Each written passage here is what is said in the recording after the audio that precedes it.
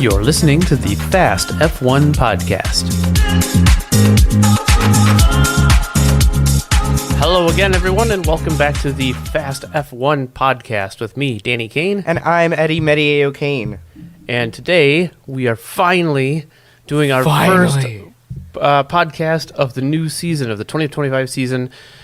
What are your, how you excited for the new season, baby? Yes, I'm very. I hate the winter breaks. They kill me. They take so long. It's like 100 days, and there's nothing going on except just off-season stuff. Yeah, but that doesn't mean that it has to be all bad, right? I mean, you got to spend the winter with me. Okay, we can move on. No, I had a blast. It was a really good break. I got a lot done, but now we got to go back and watch some more races finally. Yep. So tell me what's going on in F1 because you follow it a lot closer than I do these days. Yes, one of the things I've been doing is I've been trying to watch most every motorsport series. I'm a little behind, but I've gotten through a lot of it. Anyways, Sainz has been replacing Vettel at the Drivers Association. Yeah, not replacing, replaced. Or replace. Yeah, so Sebastian Vettel no longer driving in F1, obviously, and Carlos Sainz takes his place as one of the directors of the GPDA. Yep. Which is the modern-day equivalent of a driver's union, I guess you could say. Mm-hmm. So he will probably help more for the new rule that was stated into F1, which is the next topic. Formula One drivers, teams, people who are being broadcasted live from the FIA will receive fines or even bans from races if they swear. Yeah. And everybody thinks that this is a crazy thing. Yeah, and I understand the FIA's point of view when it comes to their official FIA press conferences, and even to a lesser degree, the individual press conferences that a team might hold, but they get to set their own ground rules for that. As far as the drivers swearing while in the car, you can't censor that sort of thing. Yeah, they already bleep it. So yeah, it's a ridiculous rule. Everybody seems to agree that it's a ridiculous rule. We'll see what happens. I have a feeling that as we come into the first race weekend, there's going to be a statement from the GPDA with their official sort of response to that rule. I feel like they're going to protest that now that we've got a new member on board. I'd be curious to see how they do and I'd be curious if the FIA actually attempts to enforce that rule. Yeah, if they actually ban a driver, I'd be pretty shocked because we saw last season Magnussen was the first driver in forever to get banned. Right. I don't know if we talked about this one last episode or not, but Zhou Guanyu has become the new Ferrari reserve driver. I'm a little upset about this, but looking back, I'm like... Why are you upset about it? Well, because I just feel like there are a couple other candidates that could definitely be joined. As far as like the academy goes for Ferrari, there's very few drivers, but those very few drivers, there are a lot of them that are very good.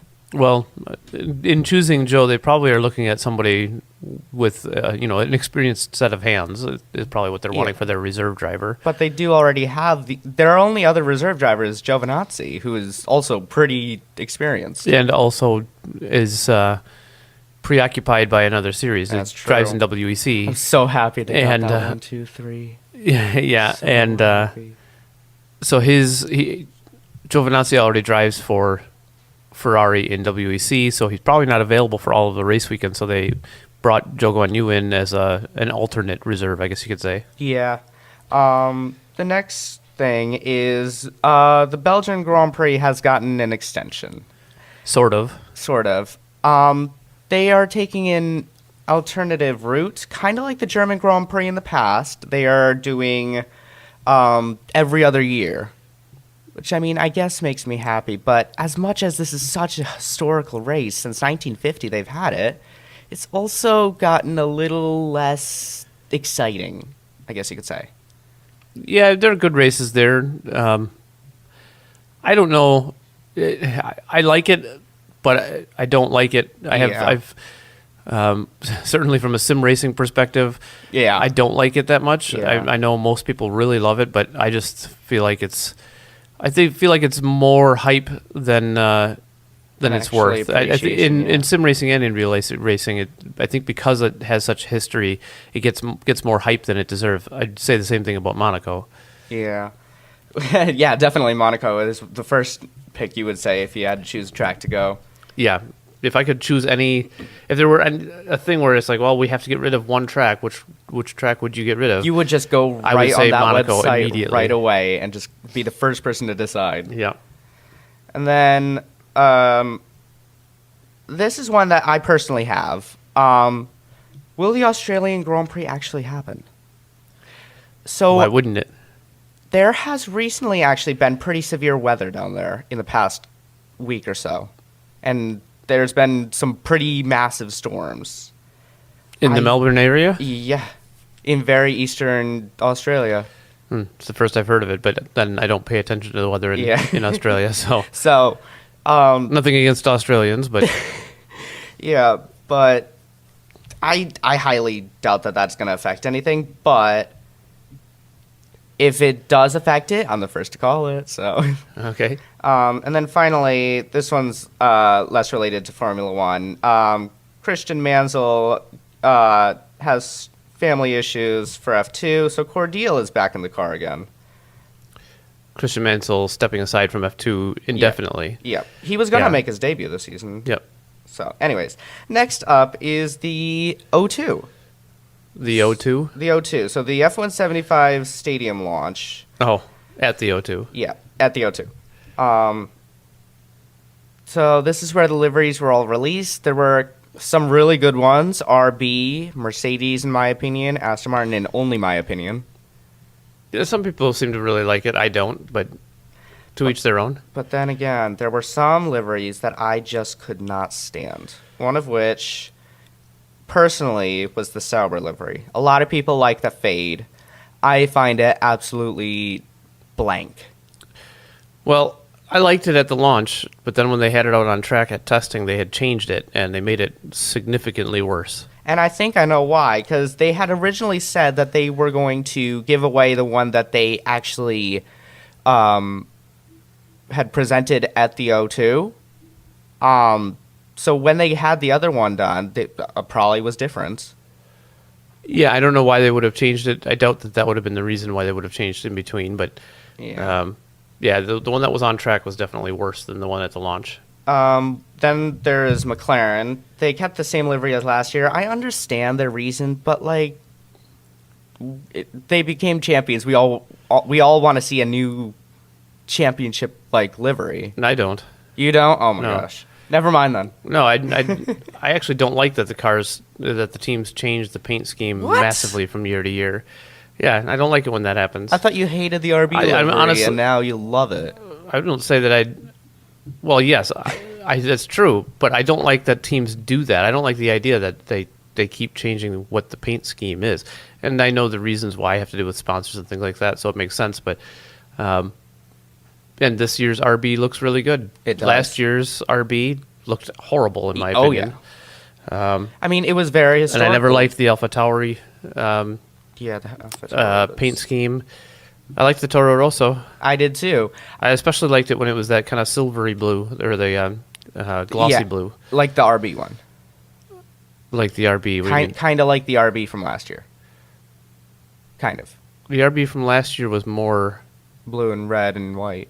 yeah, but it was no, not like the one from last year. The one from last year was definitely different. It had more white on it. The old Toro Rosso that I'm referring to is the one from when like Pierre Gasly was there. Oh yeah, that one was awesome. Like 2019. Yeah, something like that. Yeah. Before he went to Red Bull. Yeah, that was I believe and then 2019. back to AlphaTauri. And then Ferrari. I think every single Ferrari fan has said this. Why the white stripe? Well, because the sponsor wants it there. But why? Yeah. And It looks so bad. I saw where So the part of bad. the argument for it was that it is harkening back to the Marlboro Ferraris in that paint scheme, but it does not capture it at all, in my opinion. Yeah. It's terrible. The maroon-ish red looks very cool, though. I do like the more Okay, if you say so. scarlet red, in my opinion, but the maroon red this year does look pretty cool. Next up is testing. So, very interesting. The first part is, where is McLaren? I don't believe, throughout the whole testing for each day, I don't believe I actually saw them outside the top 10. Or inside the top 10. Oh yeah, they definitely were in the top 10. Maybe not. Oh, well, Norris was not in at the, first maybe place. not at the end of the day. He wasn't in the top 3. Well, yeah, but Norris was in first on day 1, and then that, I believe, if I'm correct, that was the only time McLaren was finishing in the top 10. Well, the whole again, time. though, I mean, and I've talked to you about this before. Testing only is testing, yep. testing is not about setting fast lap times. It's about running It's only testing. your test program, and everybody, all the pundits and all the teams seem to kind of agree that McLaren definitely looked strongest in testing, even though they weren't necessarily setting the fastest times. They ran their program flawlessly. They put a lot of laps in. They got a lot of paint on it. They ran a race run that looked very competitive. So they're definitely looking to be the favorites, and Norris more so than Piastri, it would seem. Well, I mean, I think a lot Which of would be people good for have been me. thinking that. I'd go for that. Behrman's pace. I believe every session he was at least a second slower than the person in front of him and placed last every time. Oh, I don't know. I have no idea He about looked his like times. he was struggling a lot, and I was a little shocked by this, actually, considering his performances last season. Other than Sao Paulo, we're not going to talk about that. But he's driving in the The new Haas. Haas that is looked like it was not very competitive. that to has begin with. paint for once. Well, it has paint, sure, but I mean, it looks like they're not going to be a very strong car. Them and the Sauber, both of them look like they're already written off 2025 and they're gearing up for 2026. Oh, yeah. Speaking of paint, Alpine last year with no paint, they had probably the most paint this year. Yeah, and I don't like that livery. I know a lot of people do. A lot of people seem to really like the blue the pink on blue like that. I just really don't. I cannot like the stand blue. it. That blue by itself I think is really nice, but adding that pink for the BWT, I really don't like I it at would all. just do the pink because we have too many blue teams. We just do.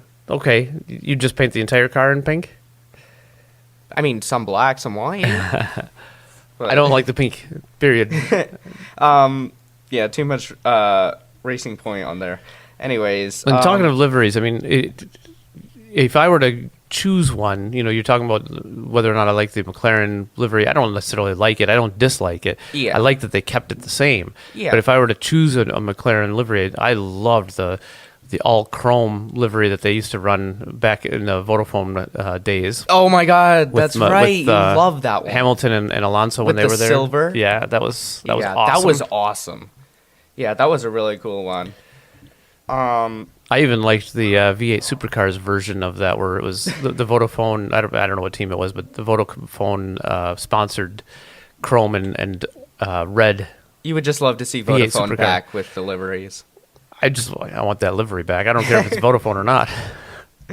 Anyways, this is my favorite. Okay. I've been waiting for this for so long. Williams might be good. Yeah, Williams could be competitive this Williams year. might be good. And I'm so excited. Well, you shall see. Yeah, and Carlos Sainz is there now, which I'm sure will make you happy that they're Yeah. not going to be at the back of the grid. He topped one of the sessions. The last time He did. He topped the second session, just like he topped the second session last year. Yeah, and Albon was looking strong too. I think that time will tell, where they're at, but it does seem like they're going to be probably a top 6 team. I'm so excited. But we'll see. So excited. Testing can fool you as well. Yeah. Aston Martin, I feel like they actually might be worse this year. Aston Martin, RB, Sauber. RB, I feel like are going to be where they were last year. I think that they're all looking not as strong as Alpine and Williams. That which one of them is fighting for last place. We'll see. But And Mercedes, they were looking good too. Mercedes were definitely looking strong. I think, but I don't think that surprises anybody that they'd be in the top 4. Yeah. I don't think that Williams or Alpine will be considered a top, that they'll be up with the top 4, but they'll definitely be fighting amongst each other, I think. I feel like Williams actually might be fighting with Red Bull and McLaren. Oh, I don't. I do. Not for a second. I don't. I feel like Ferrari and Mercedes might, and those would be the two teams I would be rooting for anyways. But I feel like those two might be the championship contenders. Well, Mercedes and Ferrari for the constructors. Yeah. Oh, I don't. I don't at all. I think it'll be between McLaren and maybe Ferrari, but probably I think that Red Bull still has a good chance too. By Red Bull, I feel like Max Verstappen. I think Lawson will do pretty well too, though. Well, we'll see. Anyways, next thing we're gonna do is, unlike last season where we predicted who would win the drivers and constructors championship, we're gonna predict the top 10 of the drivers and the top 3 for the constructors. Okay. So I am gonna lock in from 10th to 1st. I'm gonna go with Albon, Lawson, Sainz, Antonelli, or not Antonelli, Alonso. I cannot get my mind straight. Russell. Oh boy. Russell, then Piastri, Norris, Antonelli, Leclerc, Verstappen, Hamilton. Okay. That was only 10? That was only 10. Okay. Doing the top 10 then, huh? So I think that it's hard to keep Alonso out of the top 10, but I don't think the Aston Martin is there. So I'm going to say that it'll be Sainz 10th, Gasly 9th, Lawson in 8th, Russell in 7th, Antonelli 6th. Let's go! And then the top 5 is going to be harder to do, but I'm going to say probably Leclerc, and then Piastri, Hamilton, Norris, Verstappen. You're predicting Verstappen first. I do, yeah. I mean, I don't think the Red Bull is so far off that he can't win the championship, and I think that as much as it pains me to say it, I don't think that the force that is Max Verstappen can be stopped if he's anywhere near the front. And he's going to be near the front. Probably, yeah. If not the front, so. Yeah.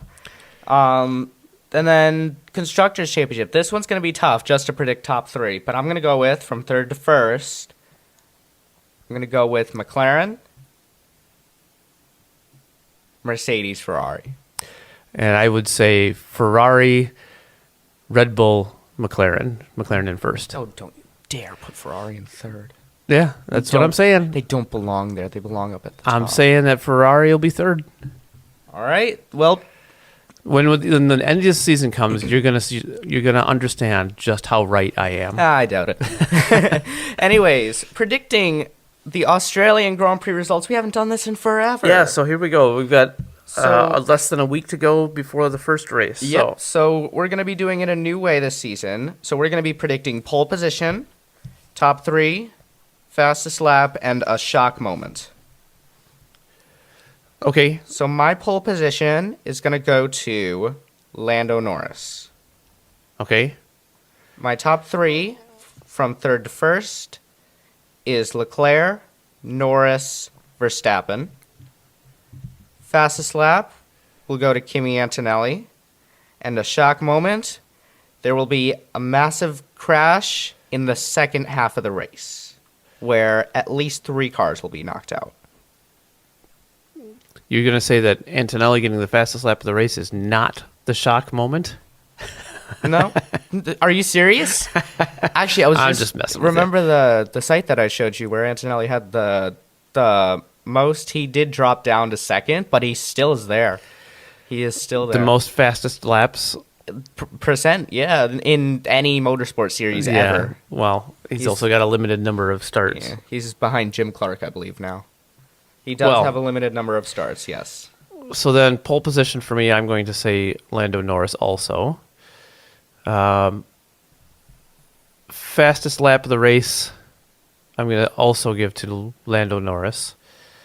Top 3, I'm going to say... from 3rd to 1st. Third, I'm going to say Hamilton. 2nd, Norris. 1st, Verstappen. You said third would be who? Hamilton. Hamilton? Okay. Yeah. We just switched around the Ferrari. And drivers. as far as a shock moment, I'm going to say that there's going to be at least 4 cars exit the race lap 1, turn 1. No way. Yep. It's happened before. Oh, yeah. It's more than that. Way more than that. Lap 1, turn 1. Ralph Schumacher riding up over the top of Rubens Barrichello, for instance. I believe one of the Prosts did the same thing back in the day. I don't know. And, of course, 2023, the whole race was chaotic. So I think that wraps it up then for That our does. first podcast of the year. Let's go. It was very exciting. I'm so happy that it's like just a few days away. I am so excited. And we're going to be out of town. We are. It's When, just going to be me and my dad traveling, and we'll get to see it one-on-one. Yeah, we'll and because of the time that the race happens, we'll probably still be out of town. We're going to be staying at my folks' place, so we'll be out of town and probably be able to watch the race first thing in the morning when we get up before we head back home. Yeah. So It's that'll gonna be good. Very exciting. Get to watch it with Grandpa. Yeah. All right. Well, that'll wrap it up for this episode. Yeah. Make sure that you hit the like and all the other buttons and things like that. And all the other buttons. Wherever you're listening to this from. And until next time, I'm Danny Kane. And I'm Eddie Meteye-O'Kane. And this has been the Fast F1 Podcast. Bye.